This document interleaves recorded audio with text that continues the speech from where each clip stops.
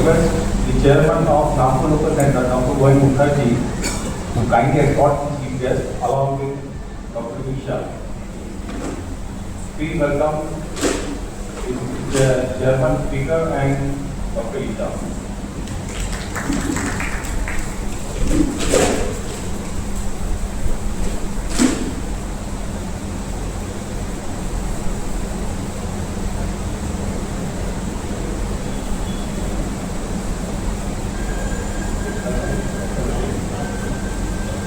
Yeah, we all know that yesterday there has been a very serious attack on the innocent tourists in Pahalgam. So I will just request all of you to kindly pay homage and respect as a mark of our strong condemnation. So please just pay respect to the departed souls for 2 minutes. Thank you.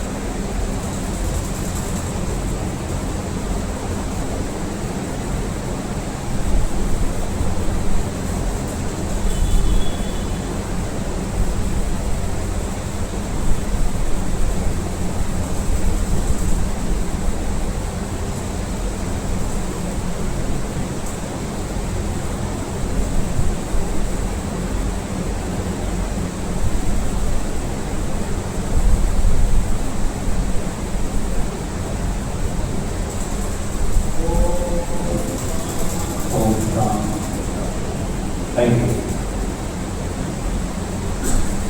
So now we begin with our lecture. I will first request Chairman Dr. Govind Mukherjee to kindly welcome the speaker with the presentation of the athlete.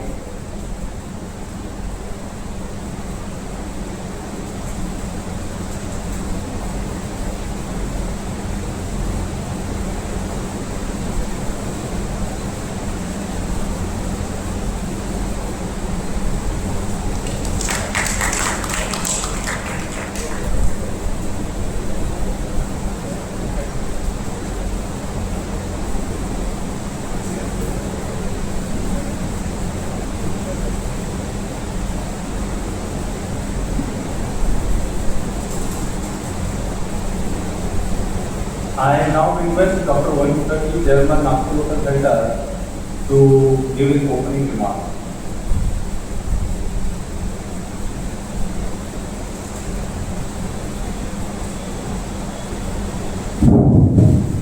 Thank you, Krishnan. I'm very thankful to Dr.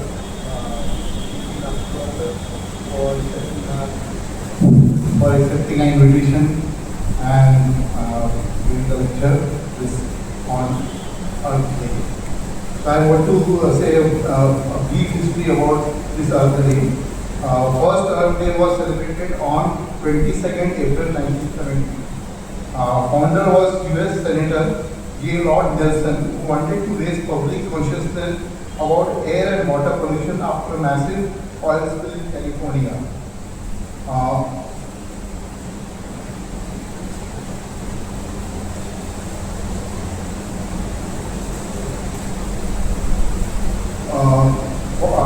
The first event saw around 20 million Americans participate. It helped launch the modern environmental movement.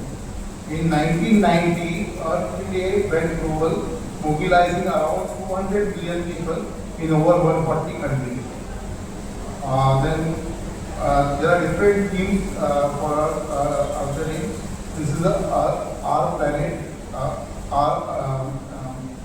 for this year. How people celebrate Earth Day, organizing or joining clean up drives, planting trees or community gardens, hosting environmental education events in schools and or online. These are some of the events that online, and we generally in Ivan Nagpur Center organize Earth Day every year. And likewise, we have in the lecture this year Dr. Nitin Labhasetwar, who is Chief Scientist at NEERI, and I am looking forward for his lecture. Thank you, sir, once again for accepting my invitation. Thank you, sir. Thank you very much.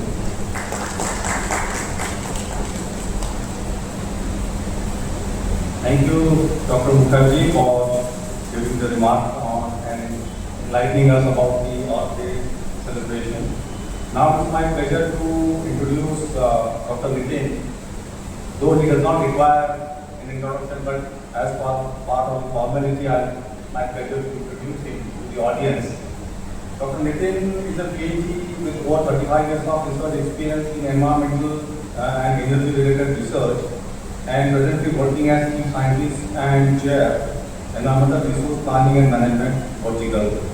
And he is also leading the Energy Resource Group at CSIR in Nagpur. He has worked as a STA and JSPS Fellow and visiting overseas research at NIS Tsukuba, Japan, as a visiting professor at Kyushu University, Japan. And he is also involved in other national and international laboratories on development of materials and processes for their application in GHG emission control, cleaner cooking energy, automobile emission control, cleaner energy generation, water treatment, etc. He has significantly high number of publications that counts to more than 230 and around 10,500 citations. He is also involved in energy management and decarbonization initiatives at CSIR NEERI campus. And he is identified as an expert for Central Pollution Control Board, India, in the area of air pollution control, and also contributes as an expert to several other national and international agencies. His research and academic contributions are recognized through various awards and recognitions. So it's a great privilege. I welcome Dr. Nitin and invite him for the talk. Dr. Nitin, thank you.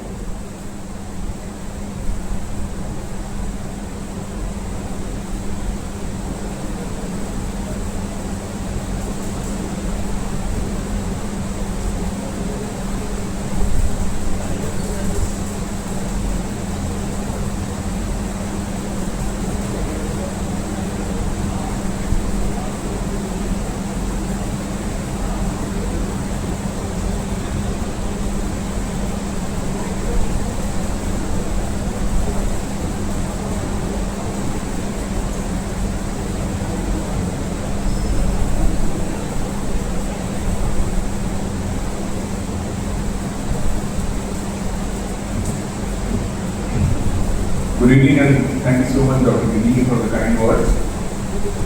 It's indeed my pleasure and privilege to be here and share with you. In fact, Dr. Gini briefed me that there will be mostly students, so I prepared a very basic talk.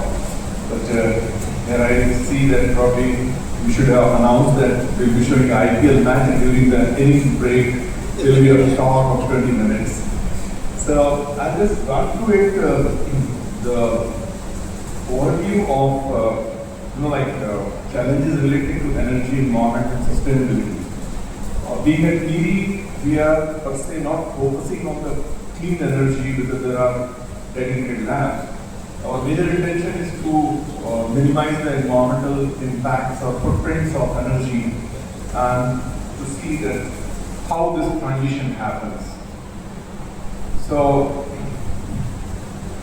Mukherjee sir has already introduced about the Earth Day, and the theme was Our Power, Our Planet, and this year's theme was, one of the themes was Renewable Energy, Air Pollution Control. So I truly appreciate the President, all the office bearer of EVA, including Mr. Rajesh, who has invited me to this. So normally whatever we talk about, we want to highlight that is the most important area.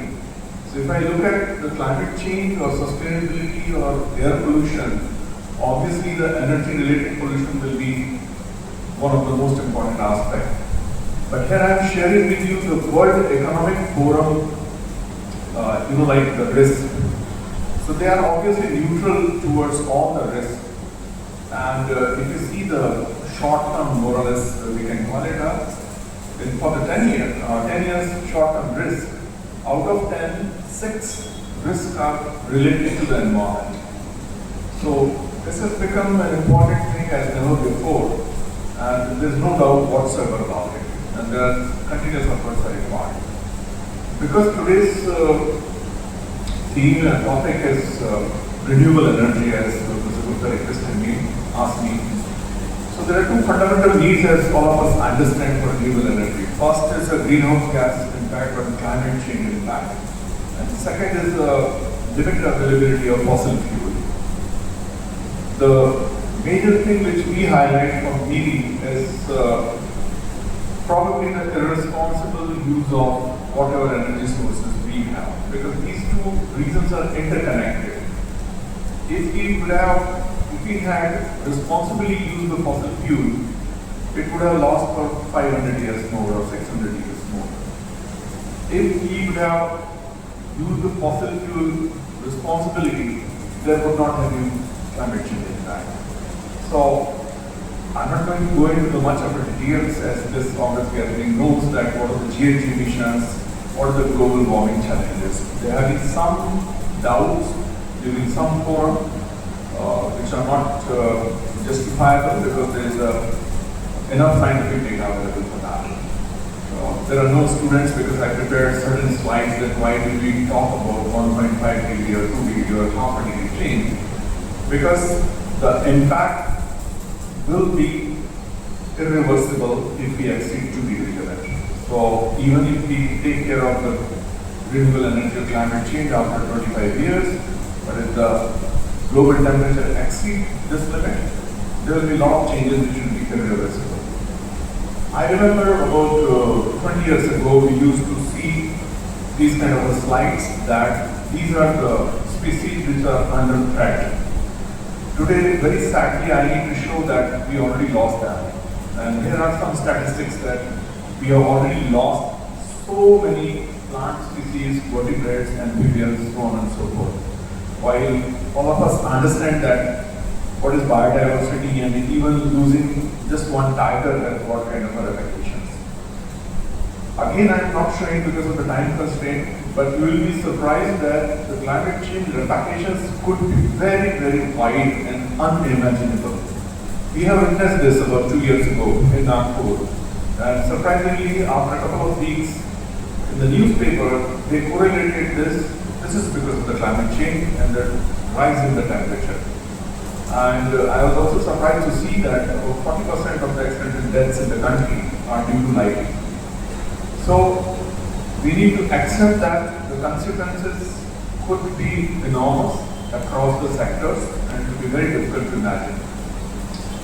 Again, this slide was not for us, for the students, that when we talk about the net zero, we feel that probably our entire energy will come from the renewable sources or the cleaner sources like solar or wind or hydro.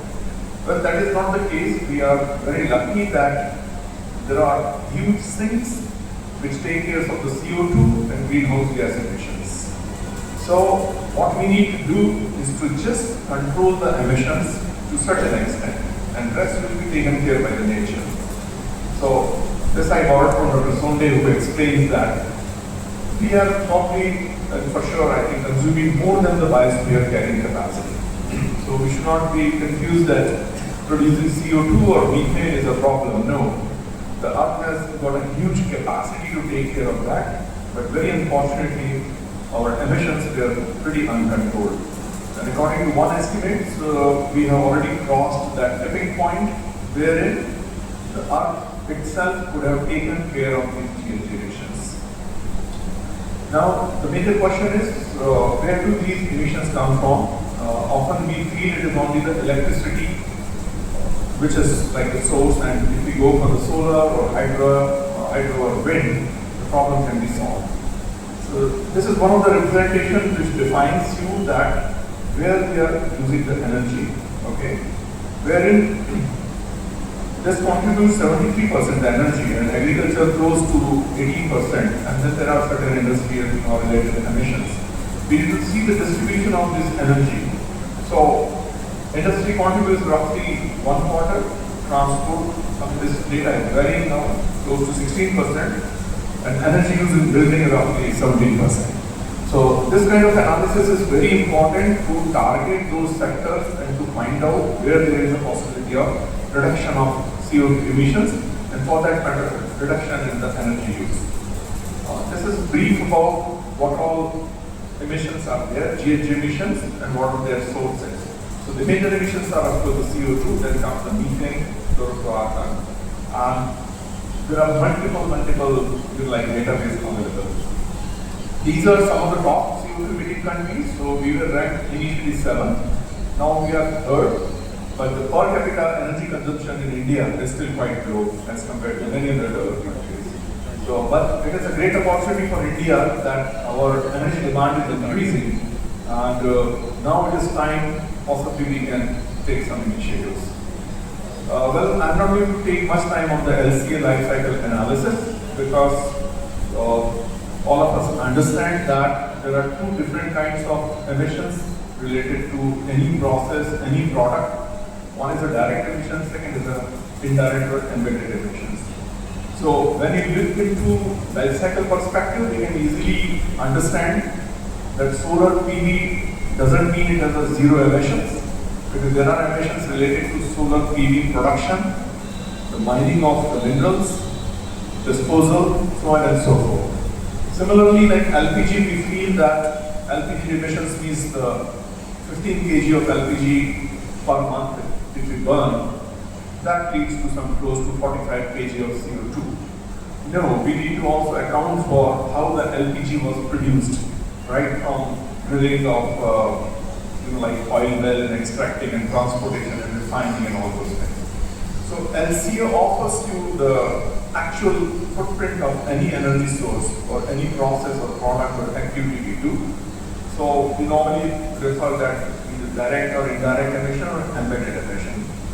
So just a small example again for the youngsters, they are not here in fact, that cycling is good, very close to zero emissions, but it depends why are you cycling. If you are replacing your car and using bicycle to go to the office, it is all good.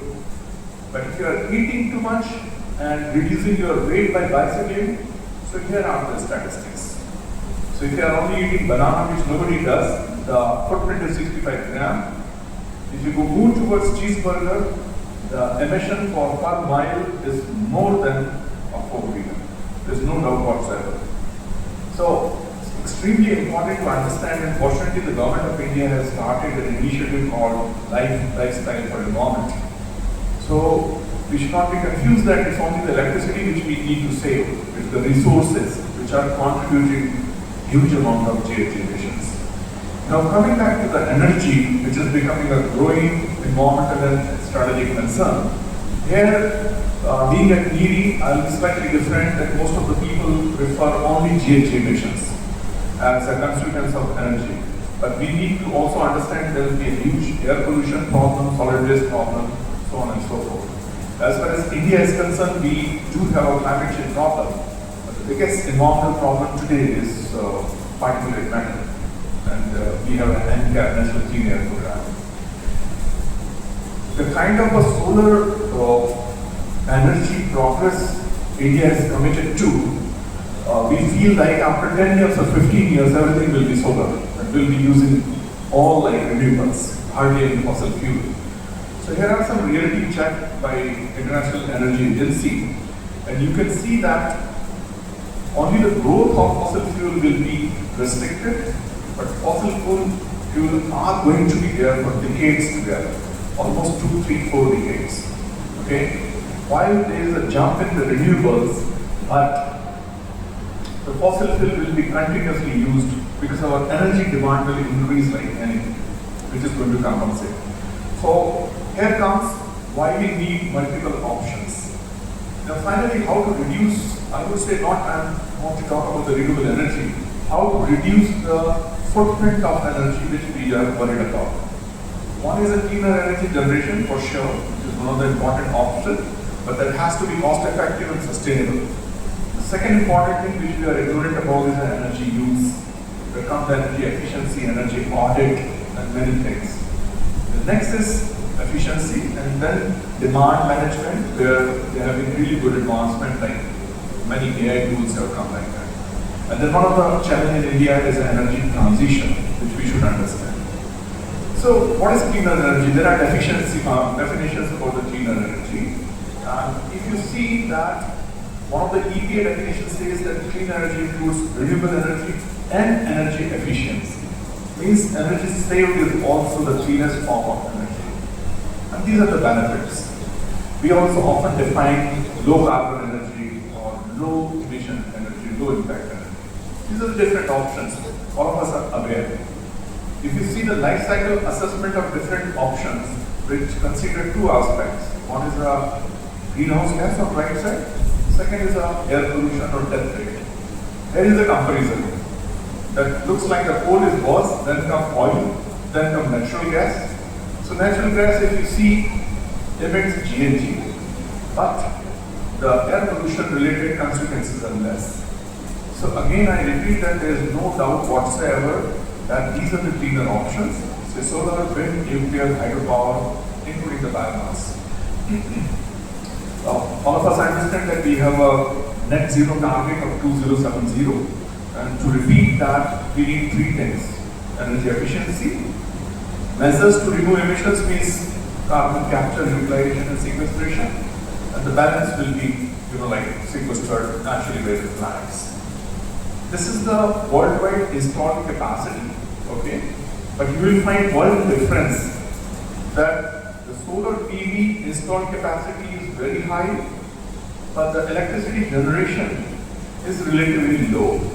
So there is a difference between the installed capacity and the electricity generation. I'm not an electrical engineer, but conventionally, the maximum electricity it can produce 24 by 365 is considered the installed capacity. Unfortunately, solar can generate only for 8 hours. So usually, installed capacity of solar doesn't correspond to the energy production. And today like we have 200 plus gigawatt capacity. These are the investment in energy sector, and I always encourage the youngsters to take up this field. This is called Panchabrit. So we have 5 blessed by the Honorable Prime Minister that India will bring its non-fossil energy capacity to 500 gigawatt by 2030. Right now it is about 200 gigawatt. Then we will reduce 50% of energy will come from renewables. So this basically corresponds to that we will have about 500 gigawatt of renewable, another 300 gigawatt of fossil, and all put together we'll have about 50% renewable energy. We'll bring down our carbon intensity by 45%. So you have certain sectors like healthcare sector, which doesn't require much of electricity. IT also doesn't require much, but yes, their data center requires reasonably. Right? For example, steel production or the cement production, construction, those are the high intensity. So how do we get into net zero? So these are one of the frameworks and the option wherein as compared to last year, the coal needs to be brought by almost 70 to 90%, crude oil by 90%. Solar gigawatt, we are happy that by 2030 we'll have 500 gigawatt. What you need is close to 6,000 gigawatt. So there are challenges, but at the same time, a lot of opportunities for business, for industry. There will be a biofuel, electric mobility, hydrogen. These are very important technological options which we need to not only investigate, make it mature, indigenize them, because there is like a lot of international business strategies are going on. And I read one article where they say the strategic metals, almost 80% are controlled by China now. So these are some of the basics of solar which I am going to avoid. There are multiple applications. India is doing extremely well in electricity generation, but we need to catch up with other things like solar thermal and many other applications. This is what is the solar map of India, and we are blessed with abundant solar power, and fortunately we are trying to exploit also. These are the capacity. But with present PV, we may not be able to achieve 6,000 gigawatt. We need further improvement in the PV, which is bound to happen, and there is already 20% or 25% in the certain relative sense, about 2 to 3% increase. Now we stand fifth in the solar PV deployment across the globe, but like you can just see and compare with China, okay, how they are doing, how EU is doing, and we need to really catch up very fast. The best opportunity we have that our electricity consumption is very low now, and we need to develop a lot of capacity, so we have a good opportunity.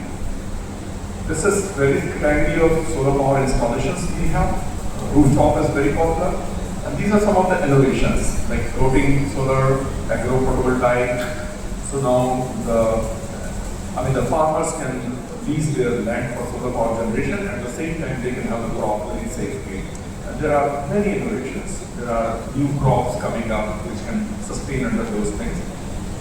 So carbon emissions, we all know that 1 unit is equivalent to 1 kg of CO2.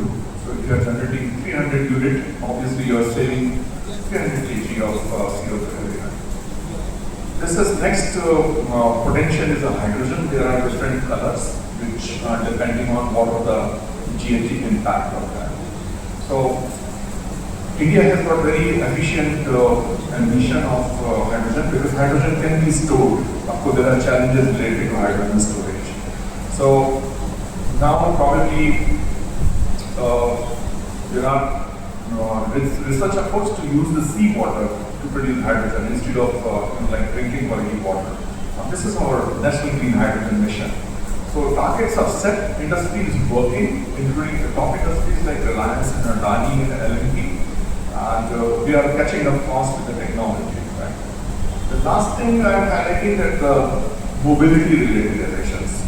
So mobility-related emission comes from the fuel, not from the vehicle.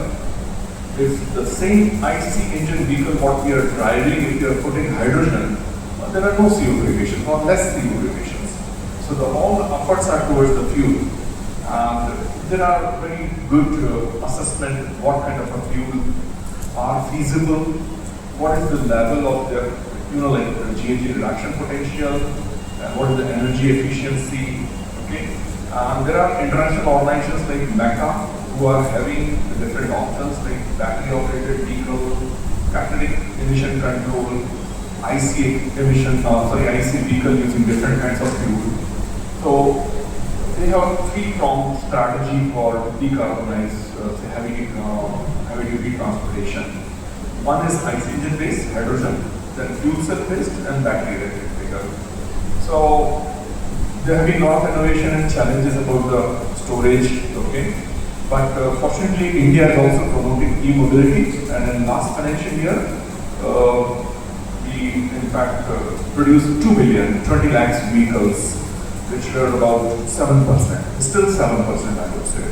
So 90% of your vehicles, 93% vehicles are produced still based on the fossil fuel. But we need to catch up fast. Very unfortunately, the growth compensates the EV penetration. So it's going to take time. These are different type of electric vehicle which are becoming popular. So these are the benefits which you can find in any good limit area size like MMN size. What we need to probably propagate is there are a lot of common myths about the electric vehicle, that if your electricity is coming from coal-based power plants, so what is the fun and all these things. So it's probably our responsibility and responsibility of all members of such association to promote what are the renewable energy, what are the options with us. My last slide is, again I was expecting a lot of students that who all can contribute, because there's going to be a huge amount of investment in our parts and technology development. So practically all the branches of science and engineering they can contribute. So on my left, I have identified some of the sectors where there will be a lot of investment, R&D efforts and technology development requirement. And these are the people who will try, practically everybody. And I normally end with this, that I believe that this is a very nice quote I like, that for every complex question like energy and climate change is a complex question, there are simple answers. But as this American judges says, it is invariably wrong. So basically we need very strong basic and fundamental science, and then the next step is engineering and technology development, taking it to TRL 1 to say 9, 8, only then it will work. There can be some simple solution for some simple problem, but if we feel that we can resolve everything, such complex problem, we need to have a very scientific approach and technology. So I'll stop here and thank you so much once again for giving me this opportunity.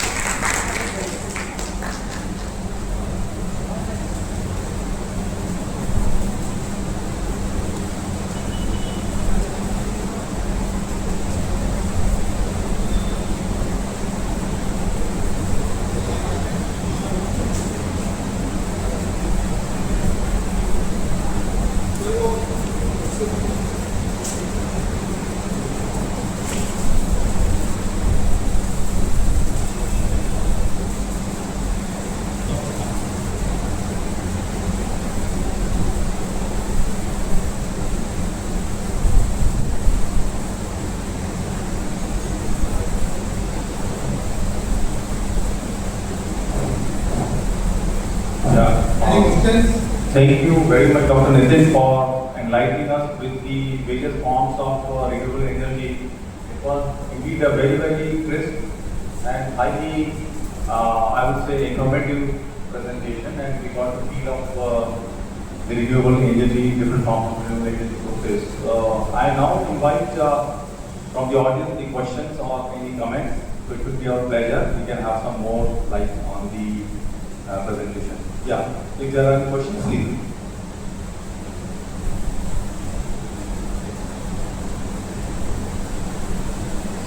Thank you for the nice presentation.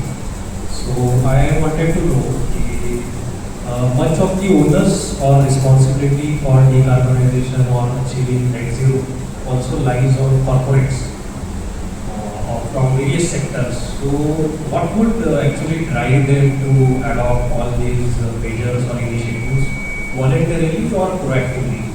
If regulations are there, they will always act, but irrespective of regulation, if they can act on their own or before the regulation or maybe by going beyond regulations, so what might be influencing them on this? Because profits is their ultimate motive, but there are also consequences which we have seen now. So I will cover your insights.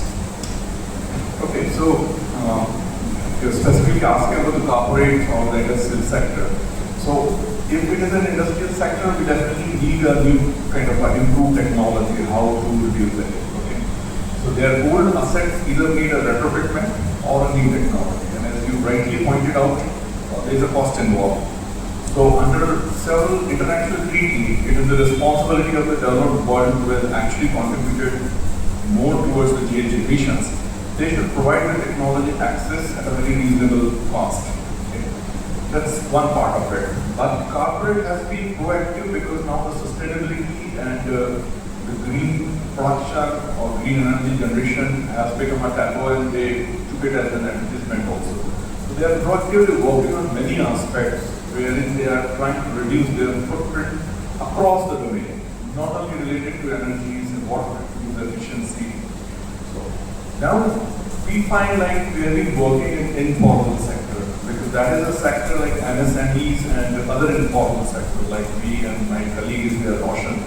You are extensively on the bookstore, because you will be surprised that the bookstore contribution is close to 7 lakh deaths in India every year. Significant contribution to CO2 and all that. And then we have a small industry which cannot afford to like the high-tech options.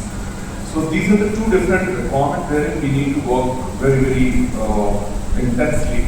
The third challenge in India is what is known as a just transition. So just transition is nothing but the inclusive or affordable, inclusive energy access. Okay. So wherein now there are great efforts. that the new assets created should be pretty high-tech, like ultra-critical power plants you must have seen. New infrastructure like the Amravati they are building as a net zero capital. Okay? So those things from corporate sector and the industry are really well in place. This is followed by many initiatives with the government of India. There are PLI schemes, there are already regulations in place for different industrial sectors, like the cement industry or the steel industries. So it's a complex thing, but probably the government is working on almost everything.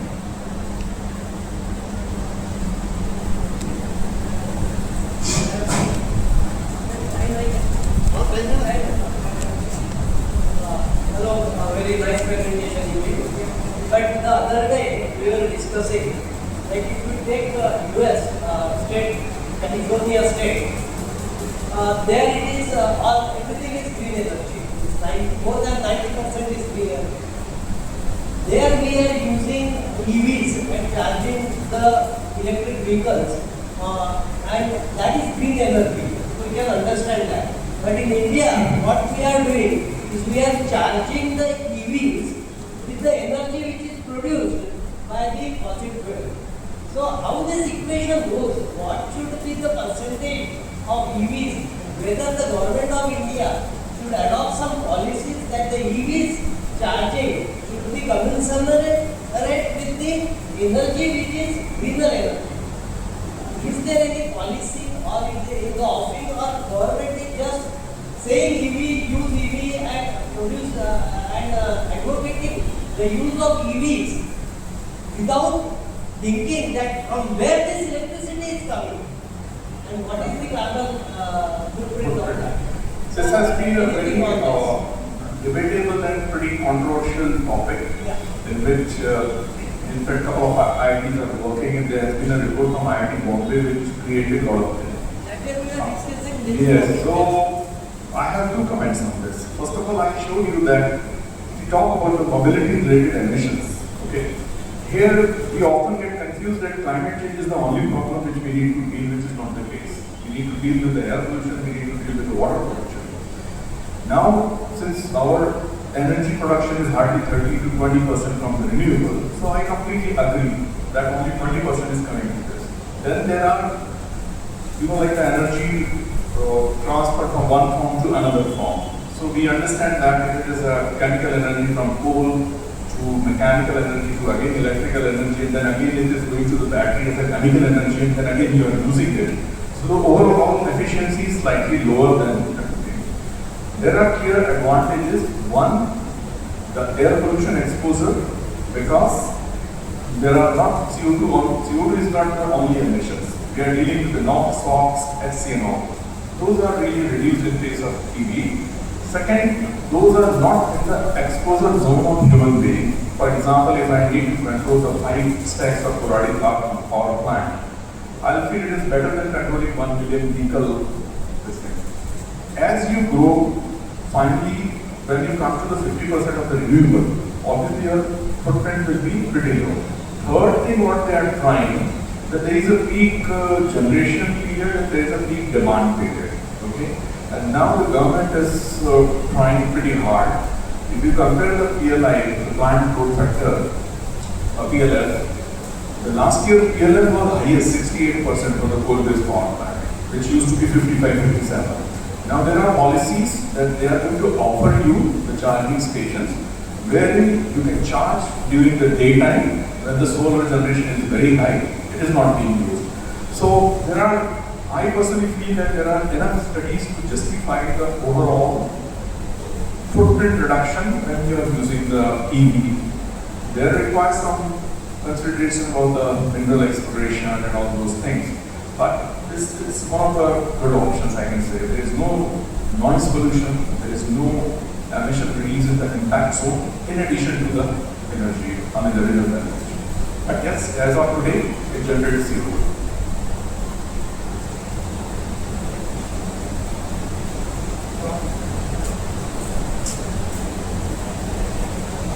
So I think nobody wants to ask any question now.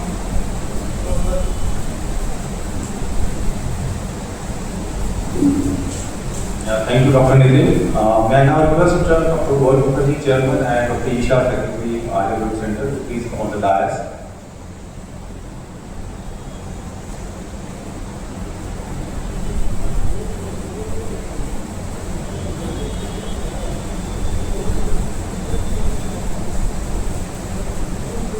Yeah, it's time to felicitate the speaker.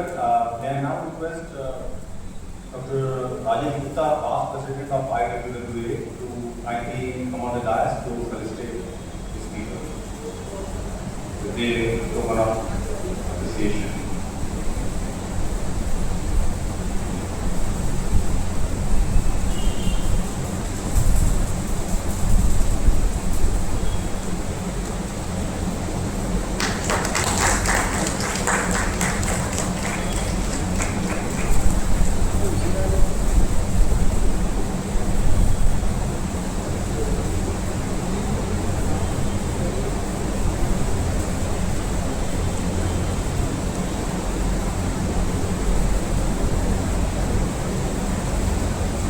Yeah, now we come to the end of this lecture. I now request Dr. Isha to kindly propose the vote of thanks. Dr. Isha.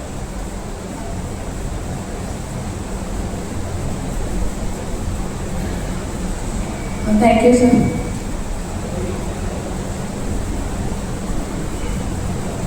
It's my proud privilege to propose the vote of thanks on the occasion of Earth Day at the outset on the behalf of EVA and my personal behalf.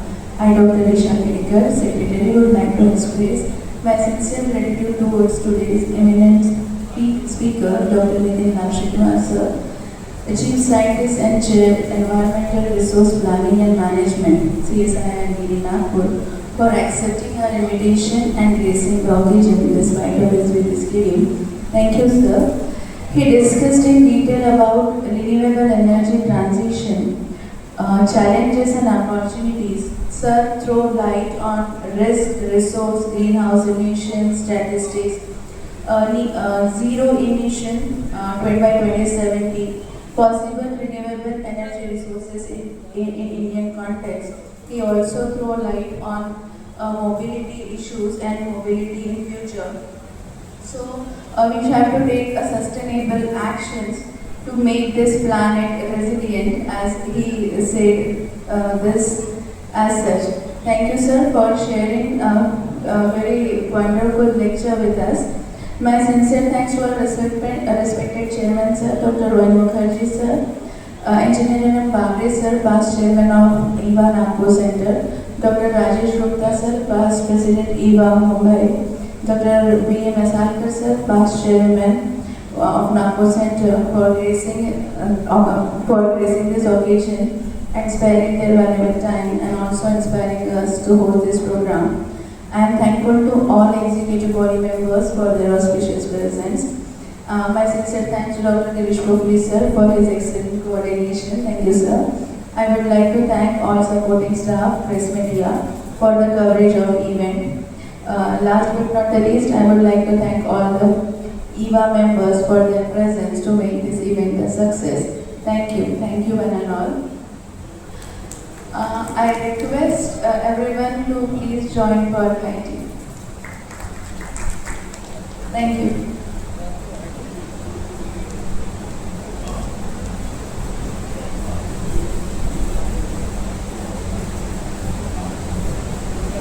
Thank you.